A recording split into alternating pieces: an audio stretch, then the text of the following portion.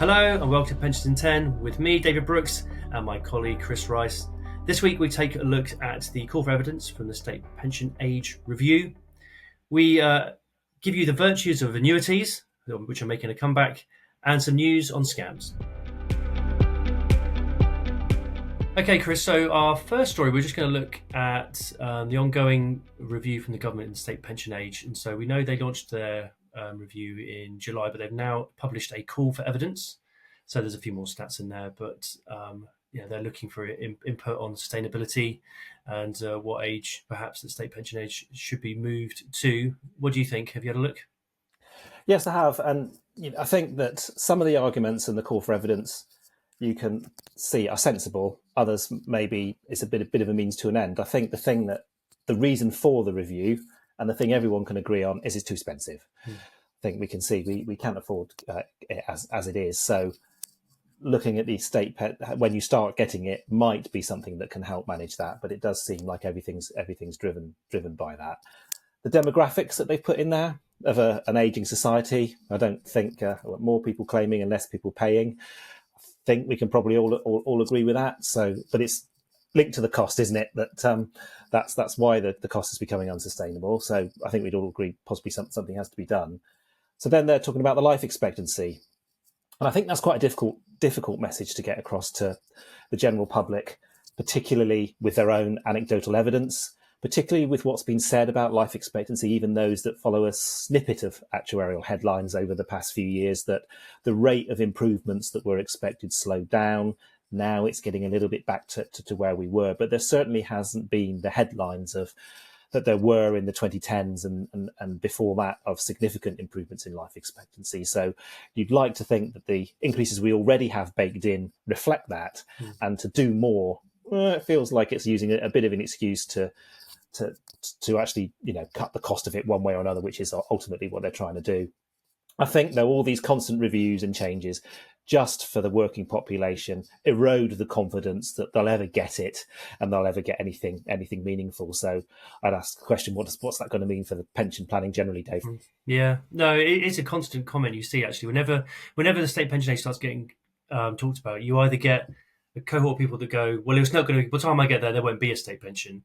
So I still don't quite understand how people can really believe that, but they do. Or it'll be means tested, and so what's the point? Then you kind of get what's the point of saving for myself if every penny I save is I'm going to lose a state pension? Or you just think, well, you're just going to make it so hard to get, and it becomes too complicated. Or you get, it's going to be age 70, 72, and they'll change it, a drop of a hat, and I won't, I'll get to 65, and it sort of becomes like a mirage, an ever moving target. And I think, those extremes are always really disappointing to hear, because, like you say, it just devalues that trust, and it'll be there. And I've said before, I can't believe we would live in a society where there won't be some kind of state pension for people, because it just doesn't seem to make any sense. People won't be able to work, and they'll need to live. You can't just have, just because you're old, anyway. Destitute. Yeah, destitute. Yeah, I mean, yeah, we've moved on a little bit from the 1800s, I think, and we're kind of a bit more of a around a society. So state pension will be there. I think, obviously the big thing is we need to get rid of the triple lock and replace it with something a bit more sustainable. Like you say, the demographics are just, it's quite stark actually. Some of the stats in there around, in the 2050s and 70s, sort of the ratio of workers to people over 65 are just, it's unsustainable. So I do think we'll have some challenges. I do think some of the chat is around having sort of lower state pension ages, so people can perhaps have reduced amounts taken early for those, because we do have this problem. If you keep pushing that number higher, some people are just going to be unable to work. They work in manual labour, and their life expectancy probably on average is a bit shorter than people like you and me, Chris, who sit on our bottoms most of the day typing things, and trying to keep fit outside of that. But our life expectancy is going to be a little bit longer, and how you structure something that's fair across the whole of society is going to be really hard. I think that overall cost point is crucial, and I think, in my view, there'll be some kind of rather means testing state pension. State pension will be whatever it is. There'll be a state pension. You'll get it at 67, 68, 69, probably 70 at one day in the late the later end of this century. It'll be pushing 70. But I think if you're a well-off pensioner, you're going to start paying some money towards it. I don't think means testing at that end is too complicated. I think they'll end up bringing in national insurance in some way on your private pension, perhaps, that you'll pay tax and a bit more national insurance to help fund your fellow members of society, rather than it being purely the workers paying for the pensioners. It might be the well-off pensioners also helping the less well-off pensioners receive a higher state pension than they would if they didn't. I think that's where we'll end up. I think what I've picked up was quite interesting there from you, Dave, was your comment that you don't know how you would design something necessarily that was fair. And you don't have to think about the interests of who might vote for you. So how on earth they might do it, I don't know. Yeah, politics always is going to play a role, absolutely. So, Chris, we've seen some headlines this week that annuities are on the rise. I think you've been looking at this one. What do you think? Yeah, well, I'm not surprised by it, but then I'm an actuary and I value guarantees.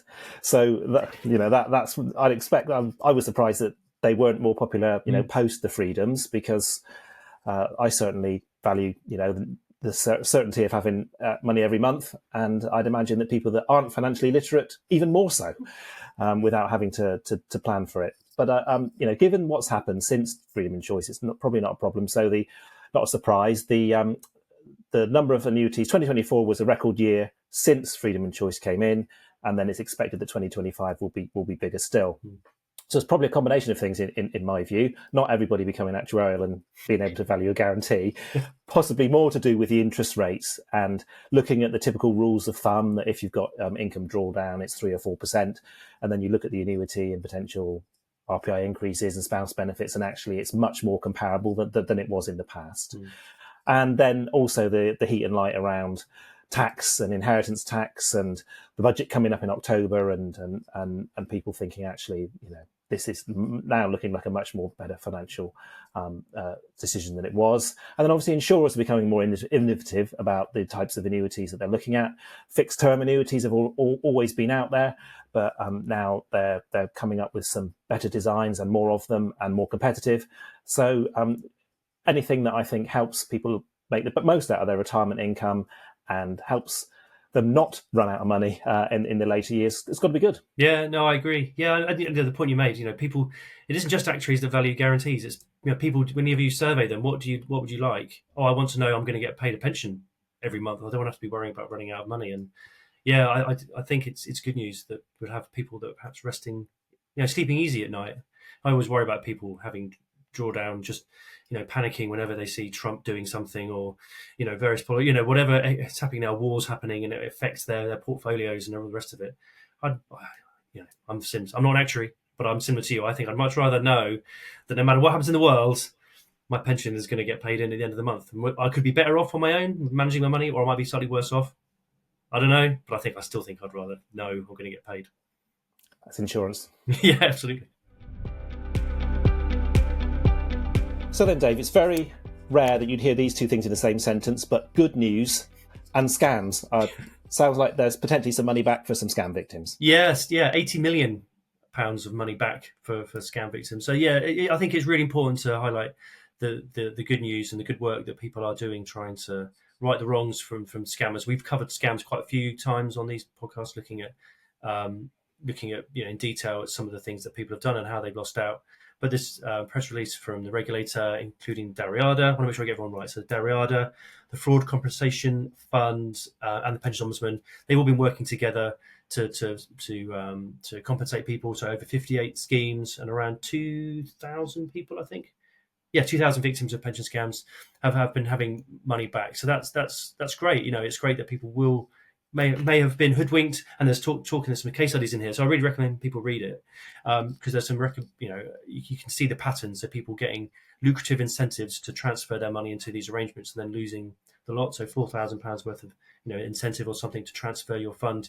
We are worried about people making decisions on short-term gains in the hope of making money and stuff, because people's pensions aren't always as big as they want them to be, and they will be looking for anything they can to boost their cash in their pocket. And so so there's a little bit about some little case study there, but I think it's great news that these bodies are compensating people, and there's an expectation of more money as well still to come. This is just sort of an update, really. So yeah, we wanted to make sure that was out there and that was known that good things are happening. I just want to just also note as well, because we do talk a lot about scam protection and transfers and the delays in transfers because people are concerned that people are being scammed. And I do want to make sure, we talked about this last week, but I do want to make sure people are aware that, the people that design the regulations, legislation, that includes this thing, especially about incentives, it's become a bit of a sticking point. The incentives do have that stigma of being linked to scams, and that's from the regulator's point of view, and the ombudsman, all these people, they see this in real life, this happening, and that's why when people like us are facilitating transfers and we see incentives, we're not saying it's not a bona fide transfer. It could be, but we're always going to raise that flag. We have to because of the regulation, but we're always going to raise the flag and say, are we sure this is not a scam? And if we delay a transfer by a week or two, just checking that someone isn't being scammed, I don't think that's the worst thing in the world, just to make sure that this arrangement is offering an incentive on a purely bona fide above board basis, but there's a chance it isn't. So we want to stop these things so we don't have to have all these 80 millions being paid out afterwards. People don't lose it in the first place. Well, pleased that we managed to scratch together some pensions news in this holiday period, and thanks for your time, and look forward to some more next week.